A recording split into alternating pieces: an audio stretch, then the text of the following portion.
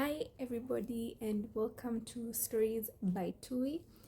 Today I will be reviewing To Kill a Mockingbird by Harper Lee. Alright, and I have put on these earrings again in honor of the mockingbird, who is a pretty harmless bird. And even just before I go into more of that, I'd just like to begin with the title. I like especially captivating titles. To Kill a Mockingbird. And initially, Harper Lee had not called this To Kill a Mockingbird, it was called The Watchman, and it was rejected. Cue in motivational speech about rejection is redirection. So she changed the name to Kill a Mockingbird, which I think is brilliant. It really embodies the book very well and it's captivating. So a mockingbird, unlike what the name tries to portray, is really a harmless bird, and it sings quite a bit and likes also mimicking, and maybe that's where the mocking part comes in, but really it's not in a mocking way. And I feel like when you hear the word or the name it's been given, it sort of makes someone feel provoked in a sense, and so maybe it can put this fight mode, but really it's a harmless bird.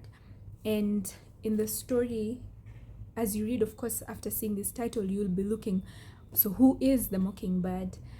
Do they die? And things like that. And so even going into the book, already I was like, okay, so who is the mockingbird? And so this story is set in the 1930s in America, when racism is up there, there's segregation, there's all of it. Classism, I mean, it's still there today, but this was at an all-time high. They're not trying to hide anything. And this story is being told by a child whose nickname is Scout, and that's what she's referred to throughout the story. And it follows the life of Scout and the brother Jem, and their father, Atticus. I love that name, Atticus. And so it's refreshing in that it is in the point of view of children, and it reminds you of your childhood. If you are maybe an adventurous child, curious, imaginative, it really takes you to that world. And even for me, I was remembering some of the adventures I'd had with my cousins, my siblings, and all of that. And so it's refreshing in that way. You have to sort of humble yourself when reading it and take in the innocence of a child. And it also helps you realize that some of the beliefs and practices and the way of life as adults has become impure. And when you look back at your childhood, and you can see even for these guys, things like racism and classism wasn't center stage. It wasn't a thing. People were people. But you can see them grappling with these differences and how different people are treated and all these things. And so I really liked that Harper Lee decided to, she could have used the example of Atticus, because really it's about a big part about Atticus and him being white, but deciding to fight for a black man who was accused of rape. And so he was looked down upon by the entire town, and they were like, they even called him names, and of course it affected his children, but his children held him in high esteem, and more often than not they were trying to fight for him and his honor. And he was trying to instill in them that at the end of the day, I am not accountable to the opinions and the views of others, but I have a sense of rightness and true north in me. And if I'm not true to that, I have failed my children, I have failed myself. And so he was a strong character, full of just rightness and how things should be done.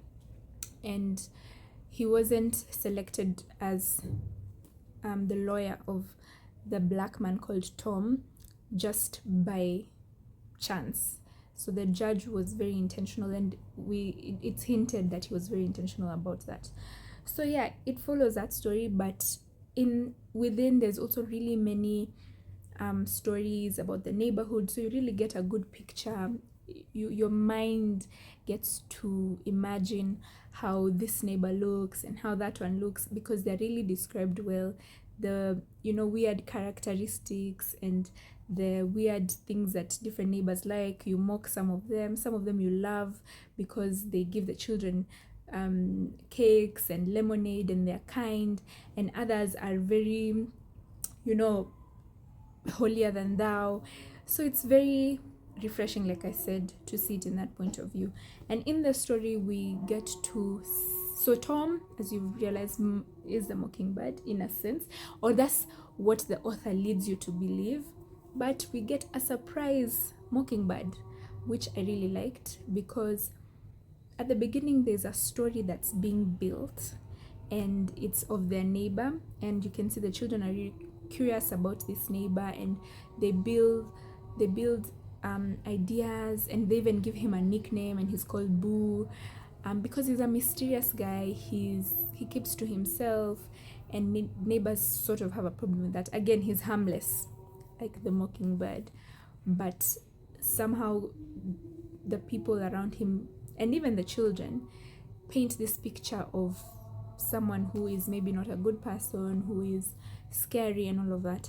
And the story builds, and at first you're like, so why are we spending so much time on this guy? But there's a pleasant surprise at the end. And so I really love the way the story ends. It ends painfully, for sure, and you feel like but it is a picture of reality, and a lot of worse things happened probably in the 1930s.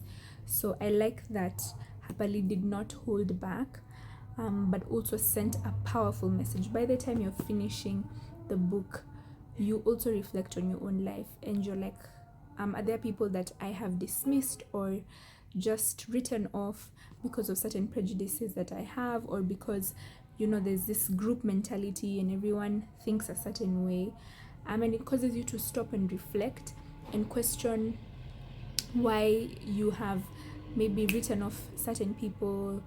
Maybe a group of people, could be a race, it could be in your community or in your different spaces.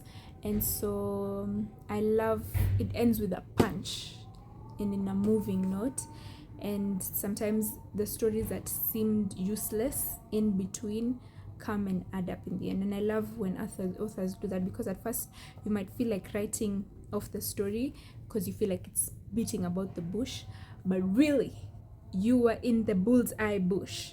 So I would recommend it. It is eye-opening. If you allow it, it will enable you to go to parts of yourself that maybe you had just neglected, and it will make you question some things that you need to question, and some beliefs that you need to question, which is always a good thing.